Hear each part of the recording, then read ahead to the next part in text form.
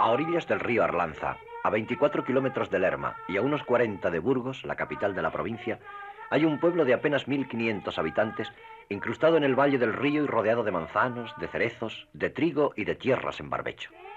Covarrubias, un jirón de la antigua historia española.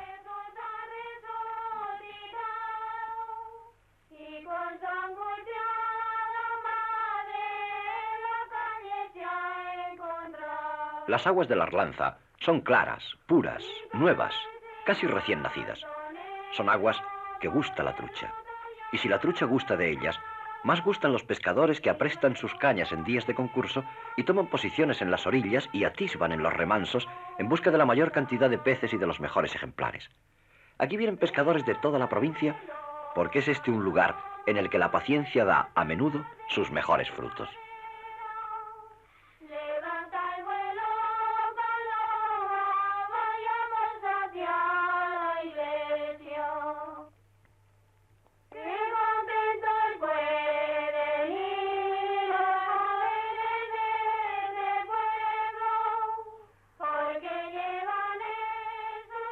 A lo largo de leguas, porque en Covarrubias el pasado impide a veces hablar de kilómetros, el Arlanza se desliza bravo y alegre por el fondo de los valles. Y si remontamos la corriente siguiendo los pescadores domingueros, llegaremos a un lugar desde el que se divisa en lo alto la ermita de San Pelagio. Cuenta el romance que yendo el conde Fernán González de cacería por aquellos montes, penetró en una cueva en persecución de un jabalí. En la cueva descubrió al monje Pelagio que hacía penitencia en aquellos lugares y que le profetizó: buen conde Fernán González, el rey Almanzor te aguarda. Déjate de montear, vete a darle la batalla, que será muy bien ferida, mucha sangre derramada. 100 trae para uno. Dios sea conde en tu guarda. Lo que en ella te viniere sonará por toda España. Solo te sabré decir que es mucha tu buena andanza. Una señal verás, conde, que te temblará la barba. Sabe que tus caballeros desmayarán en mirarla. Vete pues, conde, a los tuyos que por ti lloran en Lara. Si bien vinieren tus hechos, acuérdate de esta casa. Sigue diciendo el romance que el conde hizo caso del ermitaño y se lanzó en Cascajares a la más cruenta batalla contra la morisma. La victoria sonrió a las huestes castellanas. Tanto hizo con los suyos que vencedores quedaban. En el despojo del campo muchos tesoros hallaban. Su parte dio el conde al monje porque una iglesia hagan, la cual se fizo después, que fue San Pedro de Arlanza. Cierto es que los romances a veces desfiguran la historia en aras de la rima o del héroe. San Pedro de Arlanza había sido fundado mucho antes por el rey visigodo Recaredo, allá por los fines del siglo VI. El conde Fernán González seguramente se dedicó a restaurar el monasterio y devolverle un culto perdido siglos atrás. Pero hoy, el viejo monasterio se ha derrumbado casi totalmente y espera, con paciencia de siglos, el traslado definitivo de sus piedras a otro lugar, cuando este valle sea cubierto por las aguas de un pantano.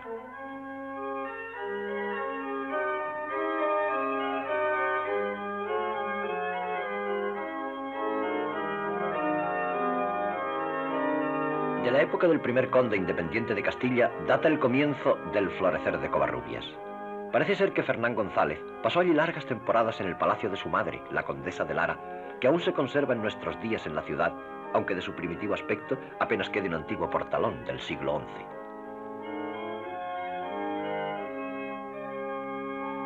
A su muerte, el conde Fernán González fue enterrado junto a su esposa doña Sancha en el monasterio que tanto favoreciera. Pero de aquel enterramiento apenas si queda una lápida casi borrada en el claustro conquistado por las Ortigas. En 1841, los sepulcros de Fernán González y de su esposa fueron trasladados a la colegiata de Covarrubias. El sepulcro del conde procede de un enterramiento romano del siglo V. El de la condesa, de alabastro romano del siglo III, luce una sola palabra en la pesada tapa: Obit. Murió. Garci Fernández, el hijo de Fernán González, hizo a Covarrubias centro y sede de un infantado, cuya señora habría de ser su propia hija doña Urraca, y sus sucesoras las hijas de los condes castellanos que se consagrasen a Dios. Covarrubias, por aquel privilegio, se convirtió en una ciudad próspera, un auténtico estado eclesiástico y civil autónomo. Sus habitantes estaban exentos del pago de derechos de entrada y venta de mercaderías en casi todas las ciudades del reino. Sus ganados pastaban en todos los prados de Castilla sin tributar diezmos. Su jurisdicción abarcaba 70 villas, hasta 20 monasterios, caseríos, quintas, herrenes, tierras, viñedos, montes, prados, pozos de sal, molinos y tenadas.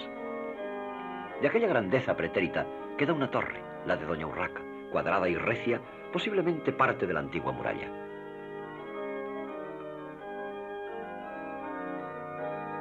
Queda una iglesia, la de Santo Tomás, edificada en el siglo XV y reformada repetidas veces a lo largo de su historia.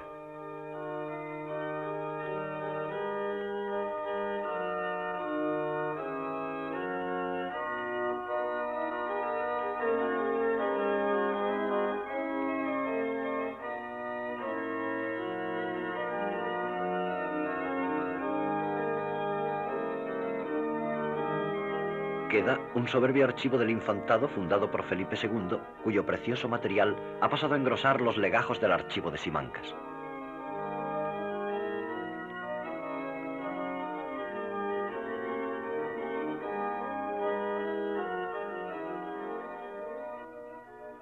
Y queda, sobre todo, la mole de la colegiata dominando las perspectivas del caserío con la piedra dura de aquellos tiempos, en los que una iglesia podía ser, además de la casa de Dios, un sólido baluarte para la defensa de cualquier ciudad.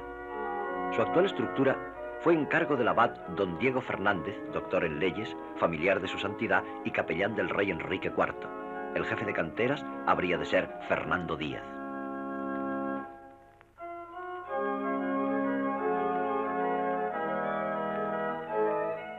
El claustro procesional fue construido entre 1528 y 1535 por 4 maestros canteros, 2 de los cuales eran naturales de Covarrubias, Diego y Pedro de Sesniegas.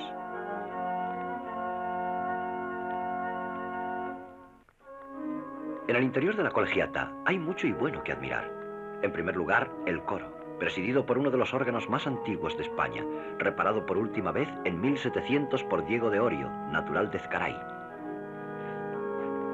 En segundo y principalísimo lugar, la espléndida colección de tablas góticas y renacentistas que forman parte importante del museo parroquial. Un Jesús entre ángeles, probable obra de Quentin Metzys. Una extraordinaria tabla flamenca del siglo XV, fundadamente atribuida a Peter van Eyck.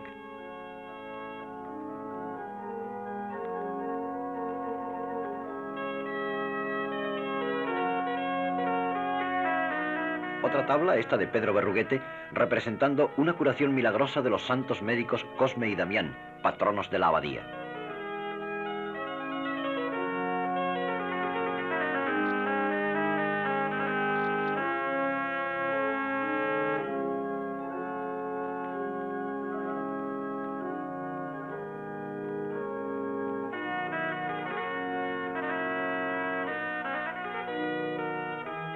Pero entre tanta obra de arte, hay una que acapara la atención y constituye la joya maestra de un templo pródigo en arte.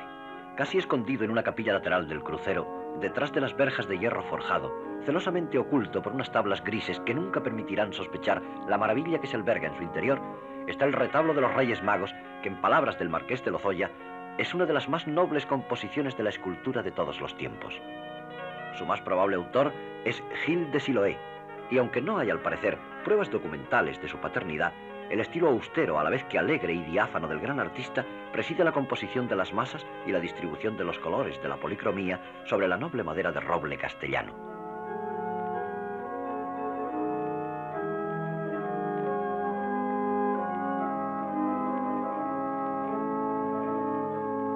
Las pinturas que completan el tríptico han perdido parte de su brillantez original y son obra probable de Diego de la Cruz.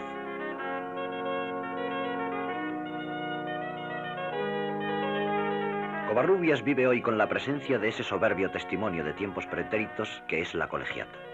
El pueblo, gracias al infantado y a las franquicias que su privilegio traía consigo, prosperó y absorbió aldeas de su vecindad de las que hoy apenas si se recuerda el nombre.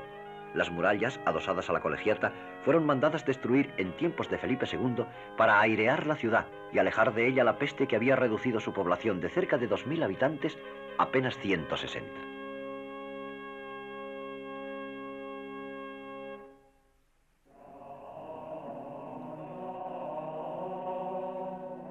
En el interior del templo, nuevamente, los sepulcros de las dos primeras infantas de Covarrubias, que se descubren al levantar las telas del altar mayor, son como una introducción a la galería de mausoleos que llenan el resto del recinto. Infantas de Castilla, abades, soberanos y nobles dejaron ordenado en su testamento el último deseo de ser sepultados en la colegiata. 11 mausoleos en la capilla mayor y hasta 50 más repartidos a lo largo y ancho de las naves y del claustro, la mayoría obras de los siglos XIII al XVI, son muestra de la predilección de que gozaba la ciudad de Covarrubias entre la nobleza castellana de la Edad Media y el Renacimiento.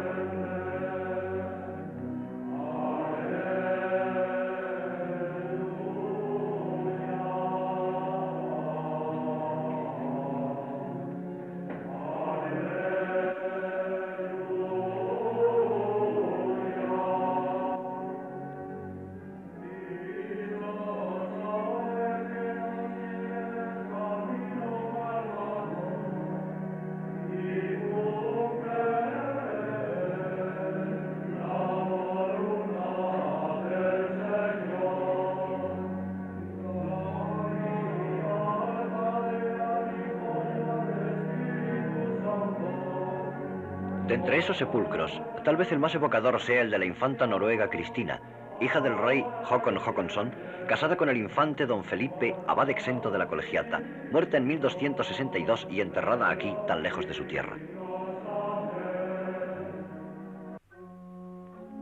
La autonomía de que disfrutaba el infantado de Covarrubias le permitía también la administración de justicia con independencia total de los tribunales castellanos. Las infantas se asesoraban de los llamados sayones merinos y jueces, y el atrio de la abadía era el recinto donde tenían lugar los procesos. Contra las decisiones de este tribunal solo podía apelarse ante la curia romana, porque la abadía dependía directamente de la Santa Sede. En las afueras del pueblo se levanta aún el rollo de la justicia. El rollo era de antecedente romano y afirmaba la jurisdicción de la autoridad que mandaba en el lugar. En ocasiones servía también de picota para exponer a los delincuentes a la vergüenza pública. Este rollo de Covarrubias tiene escrito en su copete plateresco la siguiente inscripción: Venite flagitiosi et ego retribuam vobis. Venid, criminales, que yo os ajustaré las cuentas.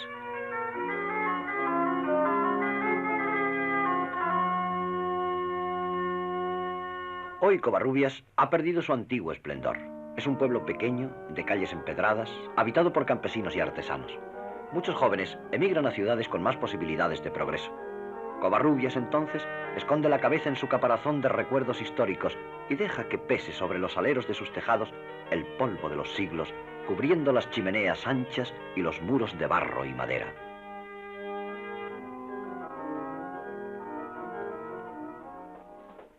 Aún puede verse, sin embargo, un conato de industria local. Estos pellejos hinchados, puestos a secar en medio de la calle, nos introducen en el taller de Andrés Moneo, botero. Buena parte de las pipas de vino y las botas que se venden en la península proceden de estos talleres donde aún se trabaja como en siglos pretéritos. Las pieles son curtidas a mano, con la sola ayuda del agua y de un cuchillo corvo que arranca los últimos desperdicios y suaviza los cueros de cabra.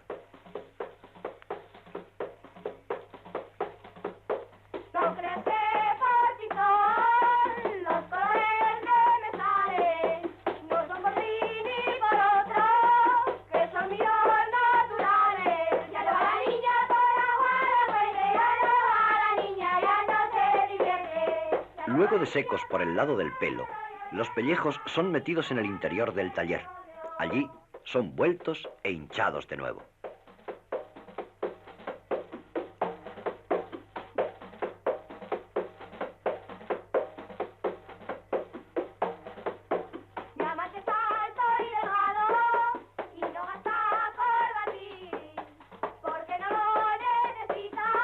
Las largas pértigas los cuelgan del techo, donde terminarán de secarse y quedarán listos para albergar los caldos.